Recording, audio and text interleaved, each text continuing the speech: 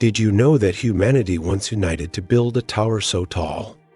It literally defied heaven. A gigantic, imposing structure. Not just a building, but a rebellion. But God himself descended from heaven and stopped it all. Have you ever wondered why? What was so dangerous about that tower? And why what happened there might be repeating itself right now in your life and in the entire world. Stay until the end, because what you discover today could open your spiritual eyes. What was the Tower of Babel really? The story is in Genesis 11. After the flood, humanity multiplied again, united by a single language and purpose. It was then that they decided on something big. Come, let us build ourselves a city and a tower with its top in the heavens, and let us make a name for ourselves. Genesis 11:4. This was not a simple architectural construction. It was a direct statement to heaven, an attempt to reach the divine without the divine. It was as if human beings were saying, we don't need God. We can get to heaven on our own. It was no longer about worship, but about ambition. It was no longer about dependence on God, but about defiance. They wanted to make a name for themselves, to rise above it all and conquer heaven with their own hands. The Tower of Babel was much more than a building. It was the first organized attempt by human beings to replace God at the center of history. It was arrogance disguised as progress, rebellion wrapped in unity, collective pride under the guise of technological advancement. Does this sound familiar? Maybe we're not building brick towers, but how often do we seek to elevate ourselves above God with our own decisions, achievements, or ideologies? What was behind the desire to build it? This is where the mystery comes in. Behind the construction. Was Nimrod, described in Genesis 10 as a mighty hunter before the Lord, but the original Hebrew suggests something more rebellious, an opposer. Nimrod represents rebellion against divine design. His empire was not only political, it was also spiritual. The tower was a symbol of absolute independence from God, and possibly, according to some ancient texts, a spiritual portal. Yes, you heard that right. Some scholars believe the tower was not only meant to reach heaven physically, but spiritually. A kind of door that opened up connection with other entities, not with God, but with the occult. A perverse imitation of Mount Zion, a mountain made by human hands to usurp the divine presence. God, observing what humanity was doing, did not applaud them for their unity or celebrate their organizational ability. Although they were united, it was not for the good. It was not a unity directed toward the glory of God, but toward self-sufficiency and rebellion.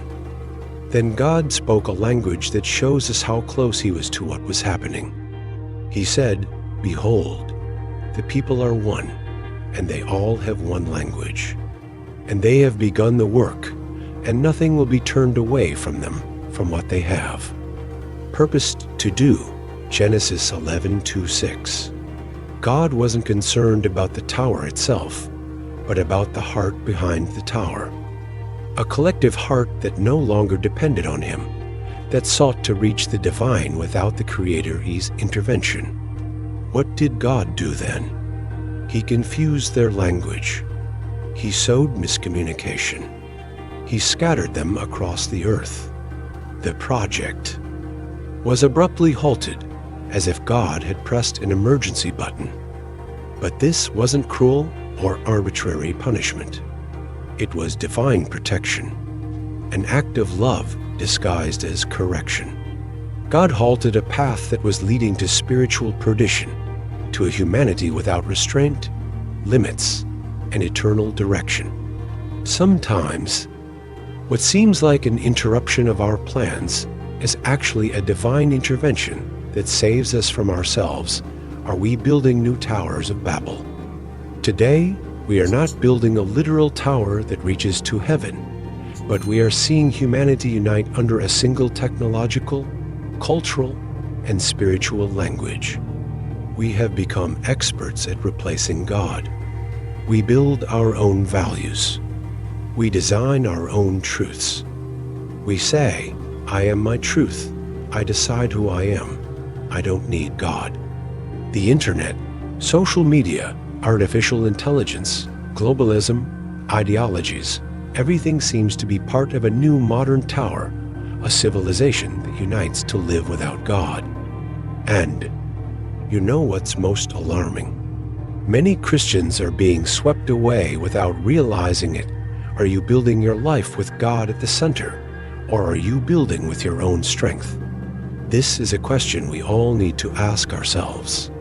Because when we plan without consulting God, when we make important decisions ignoring His will, or when we live day to day, depending only on our logic, abilities, or resources, we are doing exactly what they did at Babel.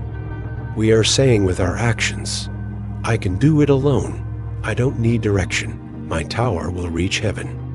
Every attempt to live without God is like placing another brick in our own tower of themselves instead of self-sufficiency. glorifying God's name. And even if it seems like we are moving forward, in reality, we are moving further away. Jesus said it clearly, apart from me, you can do nothing. And in Proverbs, we are reminded that there is a way that seems right to a man, but its end is the way of death. The story of Babel is not just an ancient event. It is an ongoing warning. When ego takes control, when we seek to make a name for ourselves rather than glorify God's name, the result is confusion, frustration, and an empty heart. We can have big dreams, big plans, but if God isn't the architect, the work won't last. The Psalm tells us, unless the Lord builds the house, those who build it labor in vain. But in the midst of all this, there is hope. God didn't destroy humanity at Babel. He didn't extinguish the eternal purpose He had for it. He only diverted its course. He confused its languages, yes, but He didn't close the heavens. Later, in perfect timing, He brought a definitive solution. At Pentecost, when the Holy Spirit descended, people of different languages understood each other again, not by human effort, but by divine intervention. It was like a glorious reversal of Babel. God, through His Spirit, unified what pride had divided. And today, that hope lives on. If you give Him your tower, your life, your building, He will give you not only direction, but purpose, fulfillment, and eternal fellowship. In Acts 2, centuries later, something glorious happened. At Pentecost, the disciples were filled with the Holy Spirit, and they began to speak in other tongues. Do you see that? At Babel, God confused the languages to stop the rebellion. At Pentecost, God united people in tongues through His Spirit to advance the gospel. A tower divided humanity. The Spirit reunited it under the name of Jesus.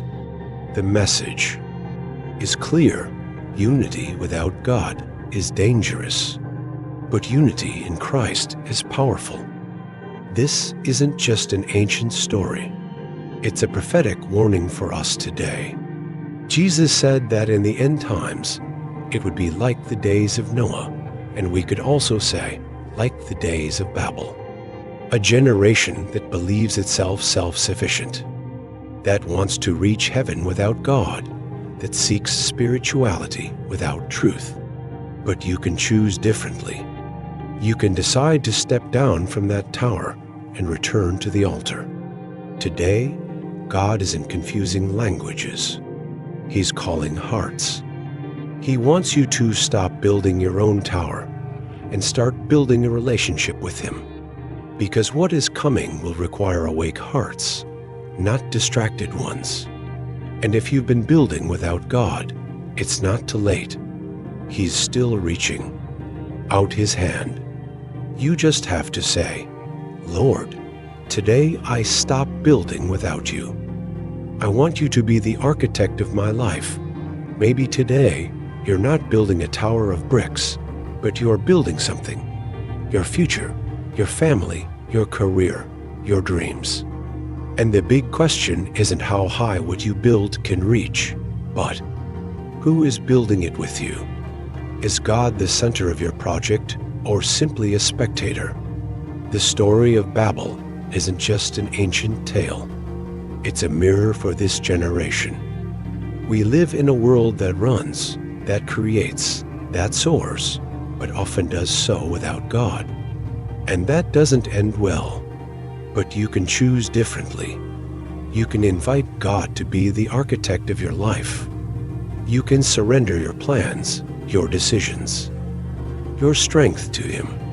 Because when God builds with you, there is no confusion, there is purpose. There is no pride. There is direction. There is no ruin. There is eternity. So today, pause, look at your tower, look at your life, and ask yourself, am I building with God or without Him?